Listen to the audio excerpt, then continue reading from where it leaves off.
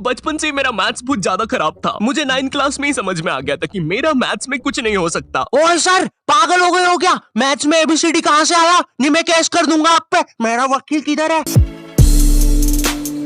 आयु बेटे, चुपचाप अपनी जगह पे बैठ जाओ, तुम्हारा कोई वकील नहीं है। अच्छा 2 मिनट रुको, अभी बुलाता हूँ।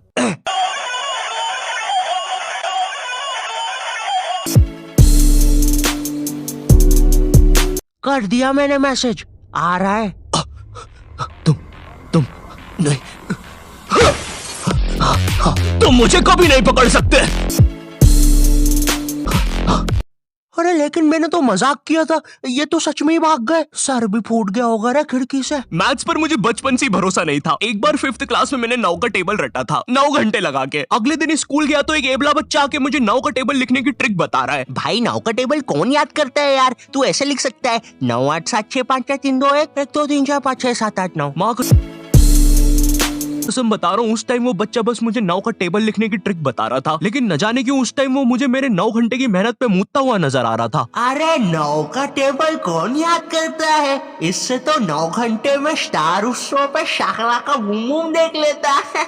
मैंने मैथ्स अकेले पढ़ना ही छोड़ दिया, ग्रुप स्टडीज ही करता था फिर मैं। और ग्रुप स्टडीज ना उन बच्चों के लिए होती है जिन्हें पता होता है कि कौन सा चैप्टर कैसे करना है। ये बच्चे ना अलग ही होते हैं। इनकी कॉपी में मोर का पंख होता है, मोर की कॉपी में इनका पंख होता है। इन्हें पता है कि इन चीजों का हमारे जीवन में क्या उपयोग है। ये लोग अपने सबसे क्लोज दोस्त को भी पूरा नाम लेके बुलाते हैं। युवराज राजेश पाटीदार, इधर आओ। हाँ भाई, मेरे से ही काम है ना कि बाप को भी बुला के लाना पड़ेगा। ये वो बच्चे होते हैं जो घर में भी स्कूल यूनिफॉर्म में बैठ के पढ़ाई करते हैं। ये बच्चे 1 आवर 45 मिनट्स पढ़ने के बाद 15 मिनट का ब्रेक लेते हैं। नहीं, हमारे जैसे नहीं है कि 7 घंटे तक एक ही कॉपी के पन्ने को घूरे जा रहे हैं। उसमें भी कुछ याद तो हो नहीं रहा है। उल्टा 7 घंटे लगातार घूरने से पेपर के आर पार अलग दिखना चालू हो जाता है। आर पार दिख रहा है। Super powers. ए अंधे, पढ़ ले चुपचाप।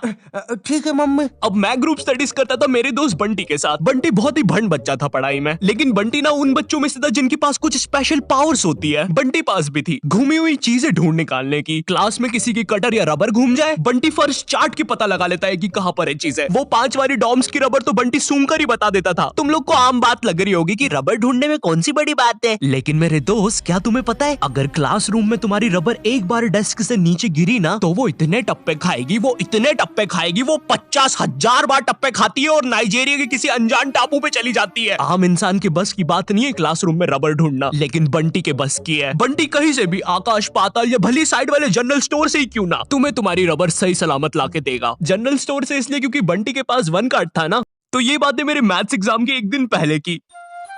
ये हैप्पी शिनचैन म्यूजिक क्यों बज रहा है भाई यहाँ पे? इतनी अच्छी सुबह नहीं होती यहाँ पे। ये एडिटर किधर है? रे सेमड़े, तेरे को बोला ना उल्टे सीधे म्यूजिक मत लगाया कर वीडियो में, समझ नहीं आती। प्लीज कोई पुलिस को भेजो, ये मुझे मोमबत्ती के चटके लगाता है। एग्जाम के एक दिन पहले बंटी और मैं साथ में ही पढ़ रहे थे। हम दोनों बहुत टेंशन में थे। मैं इसलिए टेंशन में था क्योंकि ट्रिग्नोमेट्री में जितनी तेज चीजें बदल रही थी उतनी तेज तो मेरी जिंदगी में इंसान भी नहीं बदलते। और दूसरी तरफ बंटी है जो कि एग्जाम के दिन इस टेंशन में है कि उसको 5 रुपए की बूमर के साथ नरेश भैया ने हैप्पी हैप्पी स्टिकर्स नहीं दिए।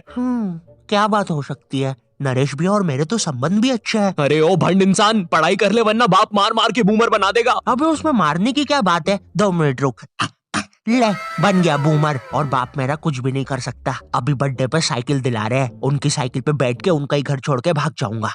वैसे तुझे पता है, अगर तू ये नटराज का स्केल अपनी आंखों पे रखेगा तो तुझे एक अलग डायमेंशन दिखेगा। बस इसी चीज से मैं क्लासरूम की खुफिया जगह का पता लगाऊंगा और जब पूरी क्लास लंच करने गई होगी तो मैं साक्षी को लेकर टाइम मशीन में बैठ के कहीं दूर भाग जाऊंगा।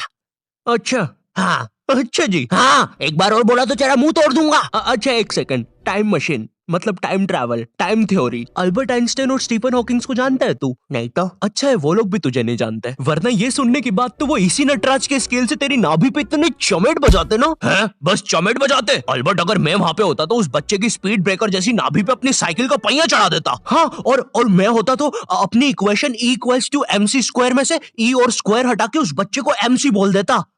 सच में अल्बर्ट, तुझे पता है ना मैं तेरे इन्हीं बकवास जोक्स की वजह से पैरालाइज हुआ था। तू मान क्यों नहीं लेता कि तू बहुत ही अनफनी है? अच्छा ठीक है। अल्बर्ट मेरा वो मतलब नहीं था। कम ऑन यार अल्बर्ट, तू हमेशा अल्बर्ट सांस नहीं आ रही भाई, उठा दे प्लीज।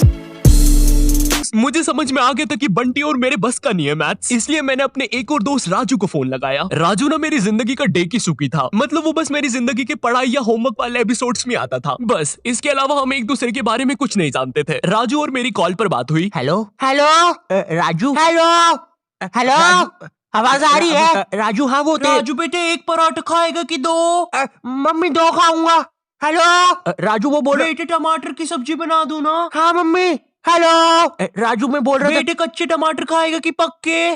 कच्चे मम्मी। राजू बेटे लेकिन पक्के भी तो खाने चाहिए। फिर पक्के बना दो। दो सब्जी मैं नहीं बनाऊंगी। राजू ने मुझे कॉल पर बताया कि उसके मम्मी पापा रात में किसी काम से बाहर जा रहे हैं, तो हम रात में उसके घर पढ़ने आ सकते हैं। अब देखो, मैंने और बंटी ने आज तक किसी दूसरे के घर क्या खुद के घर पर भी रात में कभी पढ़ाई नहीं की थी। भाई हमको पता ही नहीं था कि ऐसा भी कर सकते हैं। हम उतने विकसित ही नहीं थे तब। बंदर के जाने अदरक का स्वाद वाली कहावत हो रही थी हमारे साथ।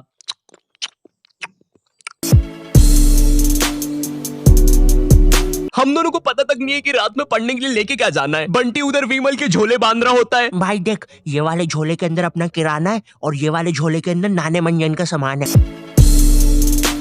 हम लोग रात में राजू के घर पहुंचते हैं, ऑफ कोर्स पढ़ाई का सामान लेके, और एक बड़ी सी 5 लीटर की थम्स अप की बोतल भी लेके, जिसके अंदर थम्स अप भी नहीं है, पानी भरा हुआ है। क्यों? किसी को नहीं पता, बंटी लेके आया था। और इस भंड मनुष्य से पूछ रहे तो बता भी नहीं रहा। बाद में राजू ने थोड़ा फोर्स किया तो पता है ये भाग के बाहर गया और बोतल के पानी से एक बकरे को भिगा के आ गया, वो भी ठंड में। और ऐसा भी नहीं कि थोड़ा सा भिगा के आया हो, पूरा 5 लीटर भिगा के आया था। भाई वो थम्स अप की बोतल में पता है कितना पानी आता है? वो घर में गिर जाए तो सुनामी आ जाती है, घर भेजाते हैं भाई लोगों के। मैंने कहा भाड़ में गया यार मैथ्स, मुझे पहले बंटी के बारे में जानना है। खैर उस रात राजू के घर जो भी चीजें हुई, उस मैथ्स एग्जाम के एक रात पहले जो चीजें हुई, वो अगर मैं तुम्हें इसी वीडियो में बताऊंगा तो ये वीडियो 20 मिनट की हो जाएगी।